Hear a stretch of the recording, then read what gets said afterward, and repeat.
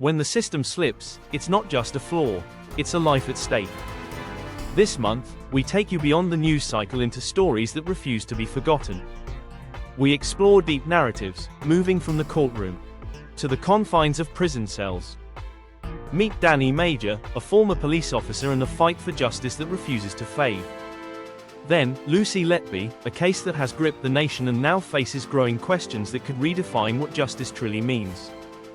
And finally, Peter Sullivan, a man whose decades-long battle for exoneration, 38 years to be precise, puts the very credibility of the justice system on trial. This is more than news. This demands attention and action. This is Spoken in Justice Monthly News, where we dig deeper and ask harder questions others will not. Where headlines meet humanity and justice hangs by a thread. Where we delve into the complexities of justice, unveiling the stories behind the headlines.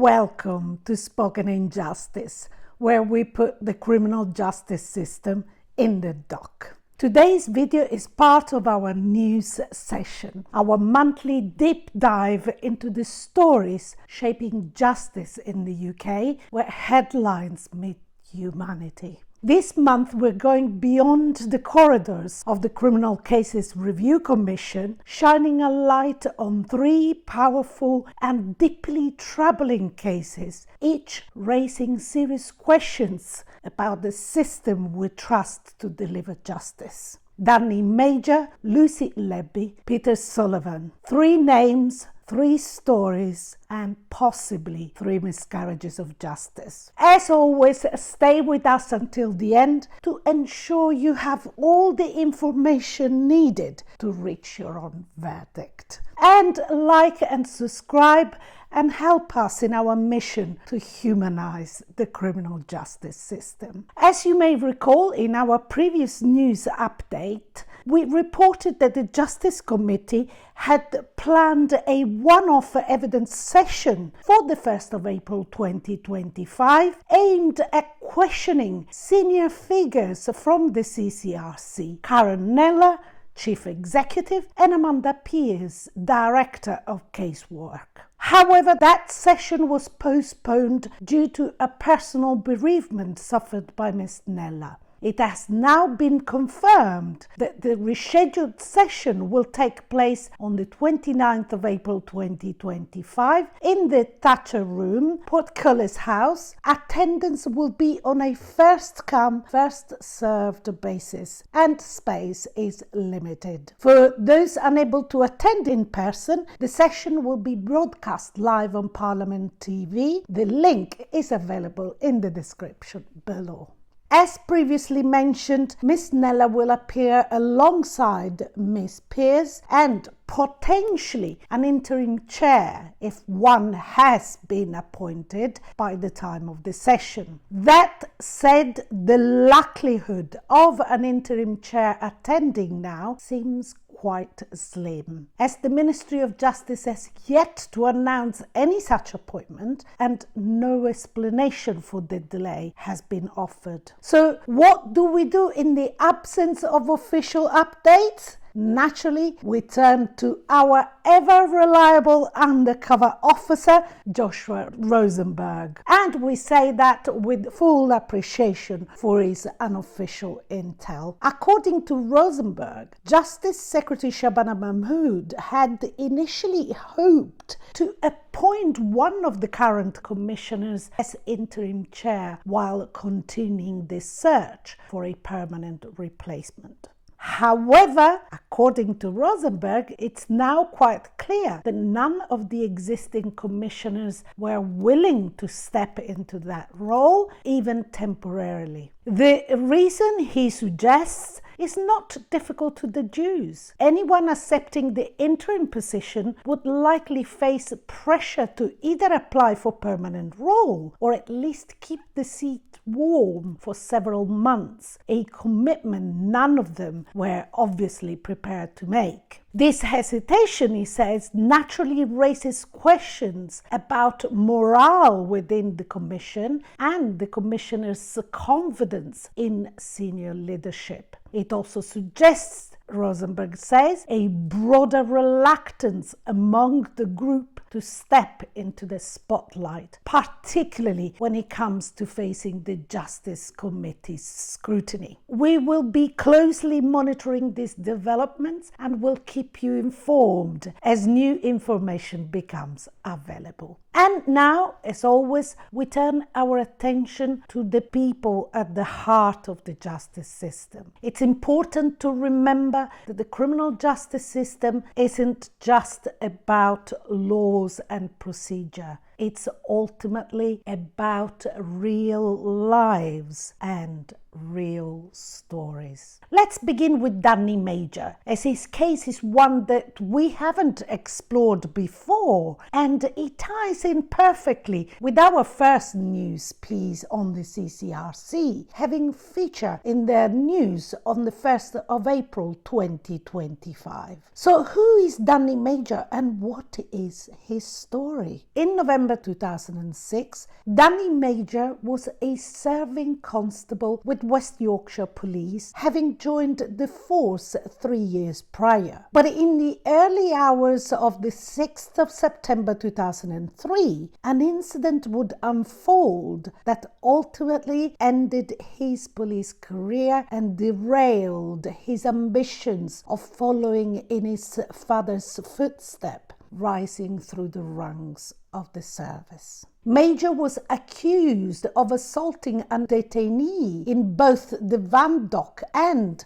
at a cell at Leeds Bridewell police station. Following these allegations, legal proceedings began. An initial trial in 2005 was stayed due to abuse of process. A retrial in April 2006 failed to reach a verdict, but a retrial on the 1st of November 2006 at Bradford Crown Court resulted in Major being convicted of battery and assault occasioning actual bodily harm. He was sentenced to 15 months in prison, of which he served 4. Even during the trial, there were several notable red flags. The conviction was reached by a narrow majority verdict of 10-2. Furthermore, Judge Roger Scott, presiding over the trial, was openly critical of the police force. He described the Bridewell custody facility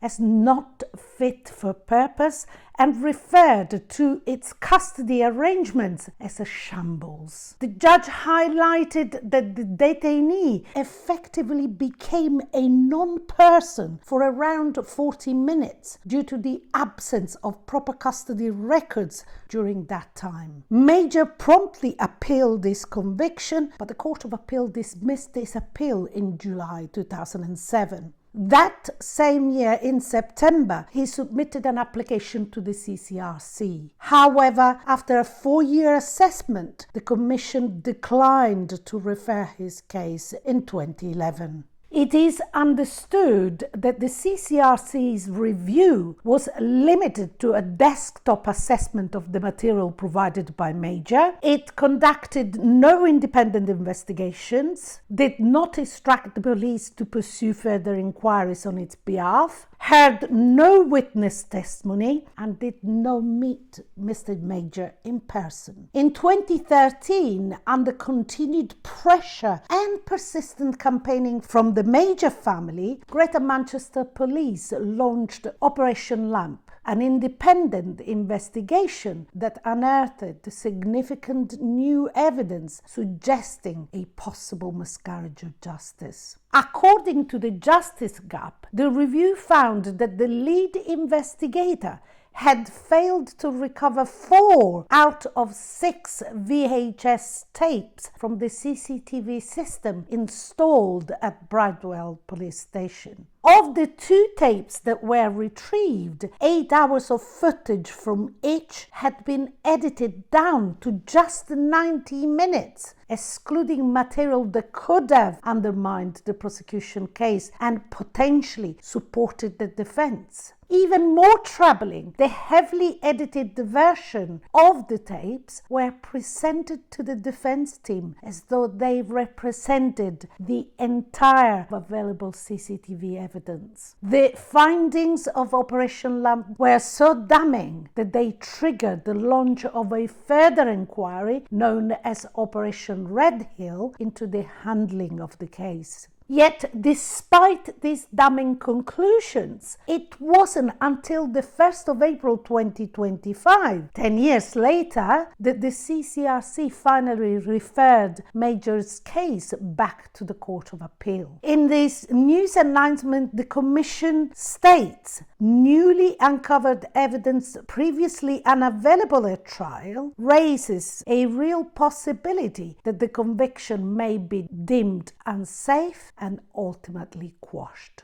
This begs the question, is the newly cited evidence separate from what was uncovered in Operation Lamp? And more importantly, why didn't the CCRC act on the conclusions of that operation a decade earlier? According to the Justice Gap, Danny Major expressed frustration after reviewing the 500 pages report he received from the CCRC, stating there appeared to be little justification for any delay. He referred specifically to a 2018 meeting in which it was revealed that the then CCRC chair, Richard Foster, had made the decision to pause Major's application to refer the case to the Court of Appeal, pending the outcome of Operation Redhill. Major described this as deeply shocking, argued that if anything, the launching of Operation Redhill should have prompted the CCRC to accelerate the process. To do the opposite was farcical. The consequences were entirely predictable and profoundly damaging. This seemed to be yet another instance where the CCRC is likely to come under scrutiny, and we hope that the Justice Committee's one-off evidence session on the 29th of April 2025 will help bring some much-needed clarity to the matter. And speaking of long overdue justice, while it may slumber, justice never truly sleeps. Now, nearly 4 decades on, it begins to stir again. Peter Sullivan's fight for freedom has reached a critical juncture in what could go down as one of the longest running miscarriages of justice in British legal history. Before we get into the latest developments, here is a quick recap for anyone new to the case. Back in 1987, Peter Sullivan was convicted of the murder of 21-year-old Diane Sindel in Birkenhead. But decades later, a review of the DNA evidence by the CCRC uncovered a profile that didn't match Sullivan nor anyone else currently in the national database. This revelation led the CCRC to refer the case back to the Court of Appeal and prompted police to reopen the investigation in a renewed effort to uncover the true source of the DNA. But before we go any further, we must pause to remember Diane Sindel, a young woman whose life was stolen in an act of unimaginable brutality. Her story is not just a case file. It's a tragedy that shattered a family and scarred a community. And now, as serious doubts emerge over Peter Sullivan's conviction, one truth become painfully clear. Diane's loved ones were denied not only justice, but the closure they so desperately deserved. today they face the torment of revisiting a nightmare that never truly ended. And what about Peter Sullivan, a man who has spent nearly 4 decades behind bars, maintaining his innocence every step of the way? His solicitor, Sarah Mayat, who has represented him in nearly 20 years, highlighted the harsh reality of his incarceration. She stressed that if released, the journey toward rebuilding his life and reintegrating into society will be immense. But for Sullivan, the newly uncovered DNA evidence may finally represent the breakthrough he has long hoped for. When we were informed about the DNA evidence and the match not being with Peter, it was the breakthrough that he'd been waiting for. During a brief hearing at the Court of Appeal on the 13th of May 2025, Duncan Atkinson KC, appearing for the prosecution, acknowledged that the Crown Prosecution Service had sought its own expert analysis of the DNA evidence and found no disagreement with the findings submitted on Sullivan's behalf. Despite this, the CPS requested additional time to prepare their respondent's notice. Lord Justice Holroyd granted the extension until the 4th of April and concluded by stating it will not be appropriate at this stage to express any opinion on the merits of the appeal or the admissibility of fresh evidence. The matter has since been formally listed for the full appeal to be heard on the 13th of May. As the date approaches, all eyes will be on the Court of Appeal. For Peter Sullivan, this hearing is more than a legal proceeding. It may be his last best chance to clear his name.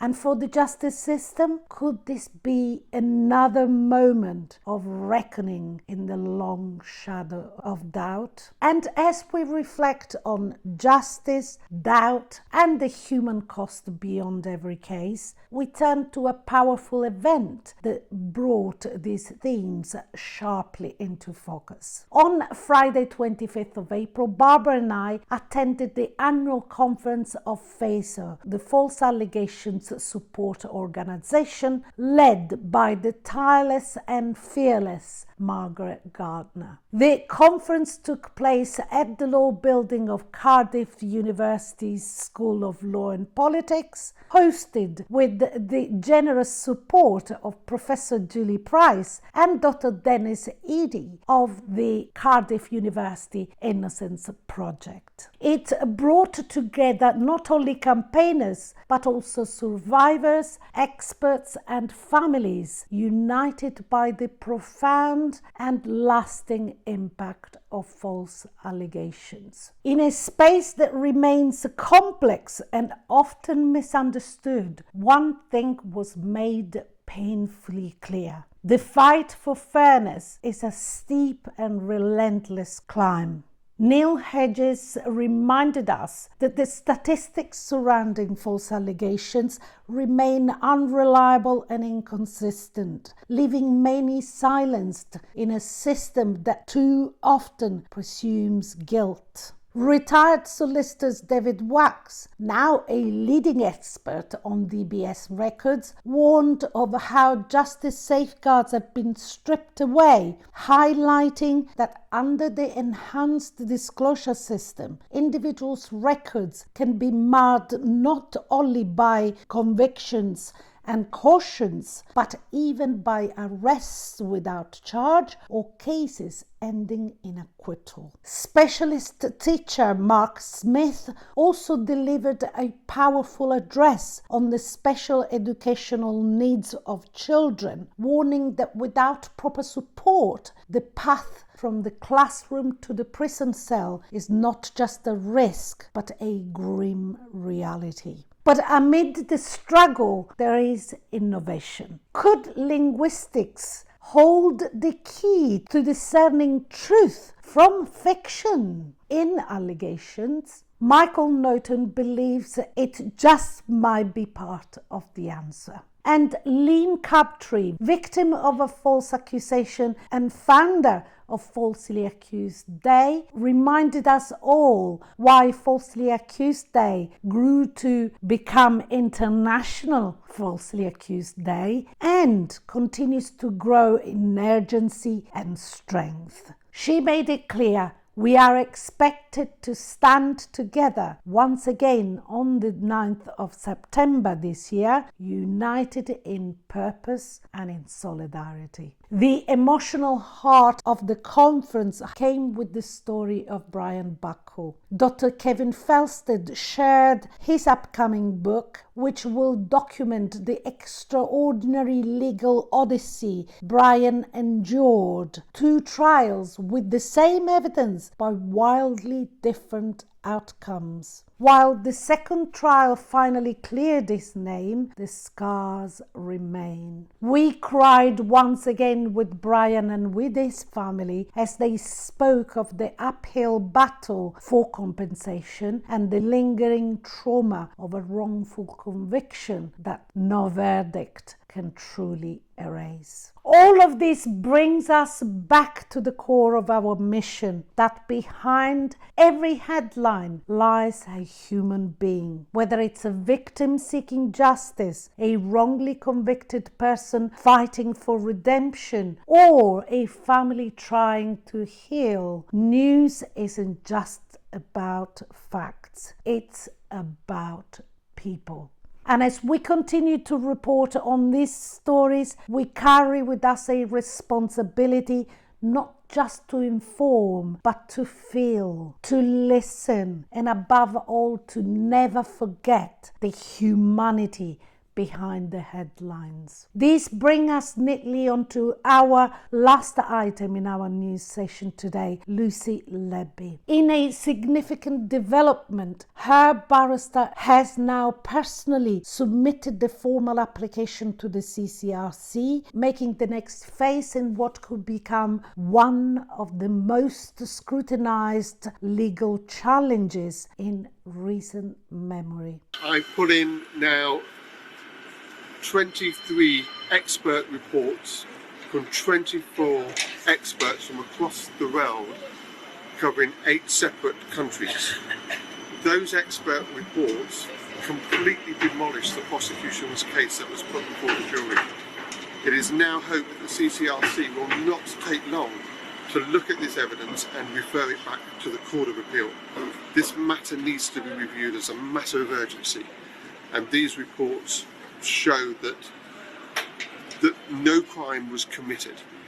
That is the conclusion of Professor Xu Li and the international panel that has reviewed everything. And it's clear now, if that's the case, this case needs to be put before the Court of Appeal, and we can't delay any further.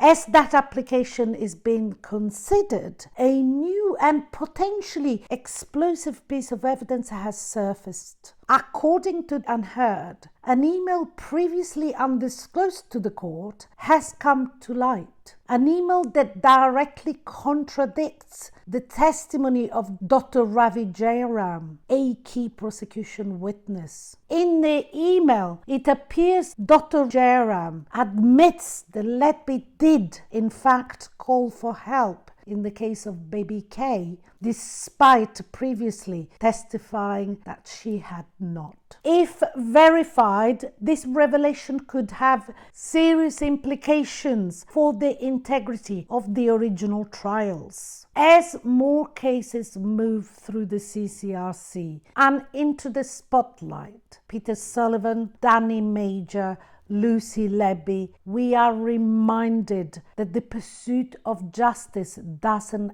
end at conviction. It demands constant vigilance, the courage to confront uncomfortable truth, and the will to go wherever the evidence leads. This also reminds us that these are not just stories, they are lives. behind every headline is a human being, a grieving family, a victim whose memory must be honored, a potentially innocent person fighting for truth, and a society that bears the weight of getting justice right. News may bring us the facts, but it's humanity that gives them meaning. As we continue to follow these cases, we must remember that the justice system is not just a matter of law. It's a measure of who we are and who we choose to be. We hope this edition has resonated with you, and if it has, don't forget to like, share and comment to help drive awareness and to be part of the change. Join us again as we sit and rise in this unique trial.